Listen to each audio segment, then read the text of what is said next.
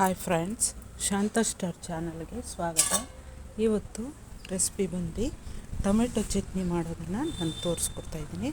ನಮ್ಮ ಗಿಡದಲ್ಲೇ ಬೆಳೆದಿರುವಂತಹ ಟೊಮೆಟೊ ನೋಡಿ, ಪಾಟಲ್ಲಿ ಬೆಳೆದಿರೋದು ಗಿಡ. ಚೆನ್ನಾಗಿರುವಂತಹ ಟೊಮೆಟೊಗಳನ್ನು ನಾವು ಕಿತ್ಕೊಳ್ಳೋಣ. ಹಸಿ ಕಾಯಿ ಚಟ್ನಿ ತುಂಬ ಚೆನ್ನಾಗಿರುತ್ತೆ ಫ್ರೆಂಡ್ಸ್. ಇದು ಒಂದು 8 ದಿನ ಆದರೂ ಕೆಡೋದಿಲ್ಲ. ನಾವು ಮಾಡಿಟ್ಕೊಂಡ್ರೆ ತುಂಬ ಚೆನ್ನಾಗಿರುತ್ತೆ. ನೋಡಿ ಎಷ್ಟು ಚೆನ್ನಾಗಿದೆಯೋ.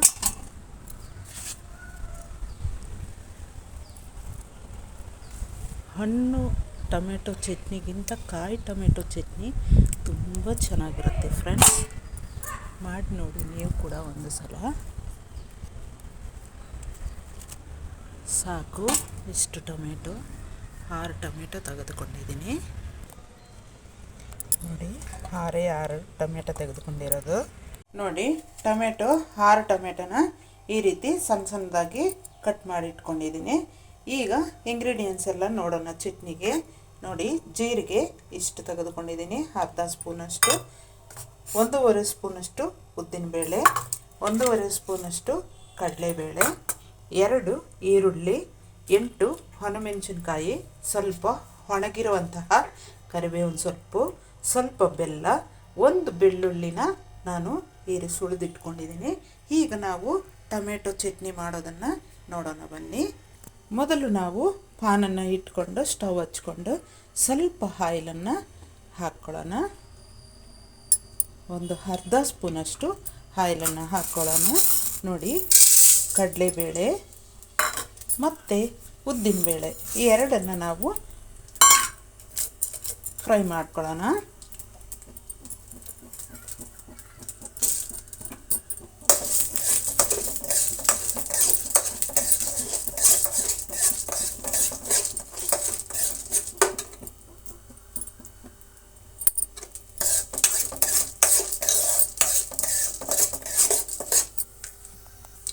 ಫ್ರೈ ಮಾಡಿಕೊಂಡಂತಹ ಕಡಲೆಬೇಳೆ ಉದ್ದಿನಬೇಳೆನ ನಾವು ಒಂದು ಪ್ಲೇಟಿಗೆ ತೆಗೆದುಕೊಂಡ್ಬಿಡೋಣ.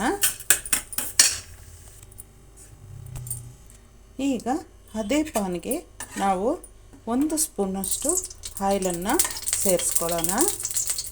ಈಗ ಈರುಳ್ಳಿ ಕಟ್ ಮಾಡ್ಕೊಂಡಿರುವಂತಹ 2 ಈರುಳ್ಳಿ ಮತ್ತು 8 ಒಣಮೆಣಸಿನ್ಕಾಯಿ, ಕರಿಬೇವಿನ ಸೊಪ್ಪನ್ನು ನಾವು ಫ್ರೈ ಮಾಡ್ಕೊಳ್ಳೋಣ. ಅದರ ಜೊತೆಗೆ ಬೆಳ್ಳುಳ್ಳಿ ಕೂಡ ಫ್ರೈ ಮಾಡ್ಕೊಂಡ್ಬಿಡೋಣ.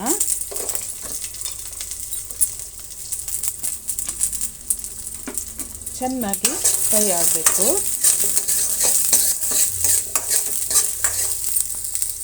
ಈರುಳ್ಳಿ ಅರ್ಧ ಫ್ರೈ ಆದಮೇಲೆ ಟೊಮೆಟೊನ ಸೇರಿಸೋಣ. ಟೊಮೆಟೊ ಕೂಡ ಚೆನ್ನಾಗಿ ಫ್ರೈ ಮಾಡ್ಕೋಬೇಕು. ಟೊಮೆಟೊ ಚೆನ್ನಾಗಿ ಬೇಯೋ ತನಕ ಫ್ರೈ ಮಾಡ್ಕೋಬೇಕಾಗತ್ತೆ.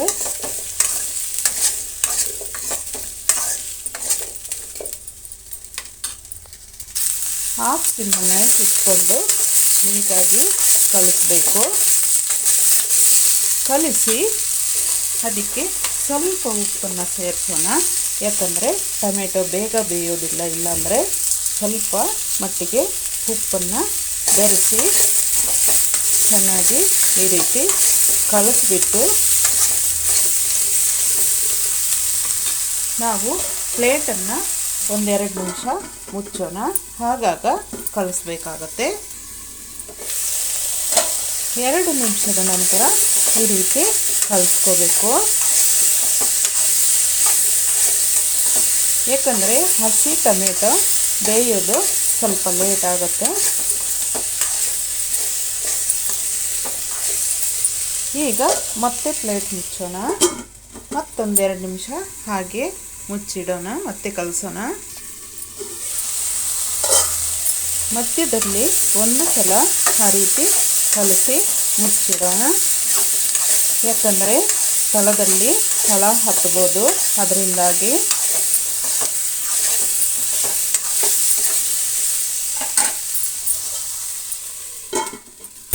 ಹಾಫ್ ಸಿಮ್ಮಲ್ಲೇ ಬೇಯಿಸ್ಕೋಬೇಕು. ಈಗ ಟೊಮೆಟೊ ಒಂದು 4 ನಿಮಿಷ ಆದಮೇಲೆ ಬೆಂದಾಗಿದೆ ನೋಡಿ. ಈಗ ಸ್ವಲ್ಪ ಹುಣಸೆಹಣ್ಣನ್ನು ಸೇರಿಸ್ತಾ ಇದ್ದೀನಿ. ಮತ್ತು ಸ್ವಲ್ಪ ಜೀರಿಗೆನ ಒಂದು ಅರ್ಧ ಸ್ಪೂನಷ್ಟು ಸೇರಿಸ್ತಾ ಇದ್ದೀನಿ. ಇವೆರಡನ್ನು ಕೂಡ ಈಗ ಒಂದು ಅರ್ಧ ನಿಮಿಷದಷ್ಟೊತ್ತು ನಾವು ಫ್ರೈ ಮಾಡ್ಕೊಳ್ಳೋಣ. ಈಗ ಮುಚ್ಚೋದು ಬೇಡ. ಟೊಮೆಟೊ ಈ ರೀತಿ ಚೆನ್ನಾಗಿ ಫ್ರೈ ಆಗಬೇಕು. ಫ್ರೈ ಆಗೋ ತನಕ ನಾವು ಪ್ಲೇಟನ್ನು ಮುಚ್ಚಿ ಫ್ರೈ ಮಾಡ್ಕೋಬೇಕಾಗತ್ತೆ. ಈಗ ಪ್ಲೇಟನ್ನು ಮುಚ್ಚೋ ಅವಶ್ಯಕತೆ ಇಲ್ಲ, ಬೆಂದಾಗಿದೆ. ಹುಣಸೆಹಣ್ಣು ಸ್ವಲ್ಪ ಮೆತ್ತಗಾಗಲಿ ಅಂತ ನಾನು ಫ್ರೈ ಮಾಡ್ತಾಯಿದ್ದೀನಿ. ಈಗ ನಾನು ಸ್ಟವನ್ನು ಆಫ್ ಮಾಡ್ತಾಯಿದ್ದೀನಿ. ಫ್ರೈ ಮಾಡಿಕೊಂಡಂತಹ ಟೊಮೆಟೊ ಸ್ವಲ್ಪ ಹಾರಲಿಕ್ಕೆ ಬಿಡೋಣ. ಟೊಮೆಟೊ ಹಾರೋ ಅಷ್ಟರಲ್ಲಿ ನಾವು ಒಗ್ಗರಣೆ ರೆಡಿ ಮಾಡ್ಕೊಳ್ಳೋಣ. ನೋಡಿ, ಫ್ರೈ ಪ್ಯಾನನ್ನು ಇಟ್ಕೊಂಡಿದ್ದೀನಿ. ಅದರೊಳಕ್ಕೆ ಒಂದು 3-4 ಸ್ಪೂನಷ್ಟು ಆಯಿಲನ್ನು ಹಾಕಿದ್ದೀನಿ.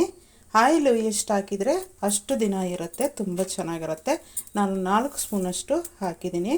ಈಗ ಅದಕ್ಕೆ ಸಾಸಿವೆ ಸ್ವಲ್ಪ ಸೇರಿಸ್ತಾ ಇದ್ದೀನಿ. ಮತ್ತು ನೋಡಿ, ಕಡಲೆಬೇಳೆ ಮತ್ತು ಉದ್ದಿನಬೇಳೆ ಒಂದೊಂದು ಅರ್ಧ ಸ್ಪೂನನ್ನು ಸೇರಿಸ್ತಾ ಇದ್ದೀನಿ.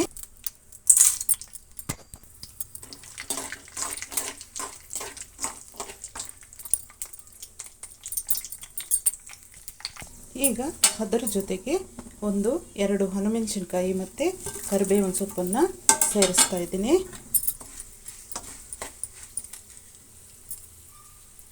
ಸ್ವಲ್ಪ ಇಂಗನ್ನು ಸೇರಿಸ್ತಾ ಇದ್ದೀನಿ.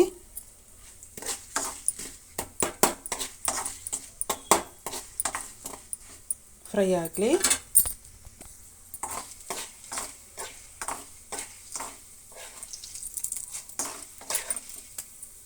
ಉದ್ದಿನಬೇಳೆ ಕಡಲೆಬೇಳೆ ಫ್ರೈ ಆದರೆ ಸಾಕು.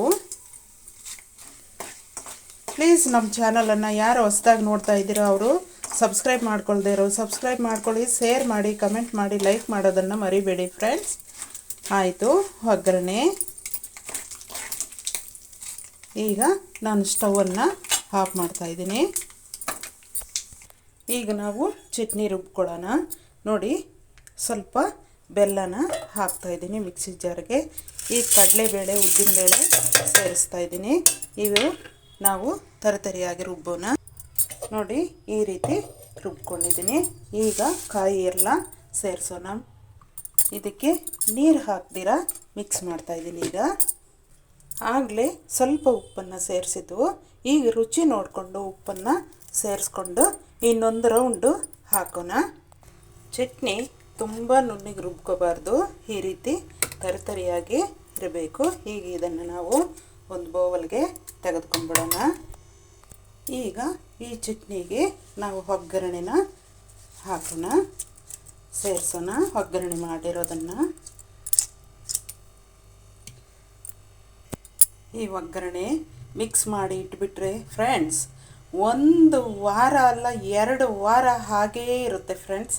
ನೀವು ಆಯಿಲ್ ಒಂದು ಸ್ವಲ್ಪ ಜಾಸ್ತಿ ಇಟ್ಟು ಹಾಕಿದರೆ ಒಗ್ಗರಣೆ 1 ತಿಂಗಳು ಕೆಡೋದಿಲ್ಲ. ಯಾಕಂದರೆ ನಾವು ಒಣಮೆಣಸಿನ್ಕಾಯಿ ನೀರು ಹಾಕಿರ್ತೀವಿ, ಚೆನ್ನಾಗಿ ಎಣ್ಣೆಯಲ್ಲಿ ಫ್ರೈ ಮಾಡಿರ್ತೀವಿ, ಹಾಗೇ ಇರುತ್ತೆ ಫ್ರೆಂಡ್ಸ್. ತುಂಬಾ ಚೆನ್ನಾಗಿರುತ್ತೆ. ಬಟ್ಟೆ ಕಟ್ಟಿ ಬಿಟ್ಬಿಟ್ರೆ 1 ತಿಂಗಳು ಇರುತ್ತೆ ಇದು ಚಟ್ನಿ. ನೀವು ಏನಕ್ಕೆ ತಿಂತೀರಾ ತಿಂದು ನೋಡಿ. ಟೊಮೆಟೊ ಕೇವಲವಾಗಿ ನೋಡ್ತಾರೆ, ಹಸಿ ಟೊಮೆಟೊ ಏನು ಚೆನ್ನಾಗಿರುತ್ತೆ ಚಟ್ನಿ ಅಂತ. ಆದರೆ ಈ ಟೊಮೆಟೊ ಚಟ್ನಿ ಈ ರೀತಿ ಮಾಡಿ ತಿಂದು ನೋಡಿ ಫ್ರೆಂಡ್ಸ್.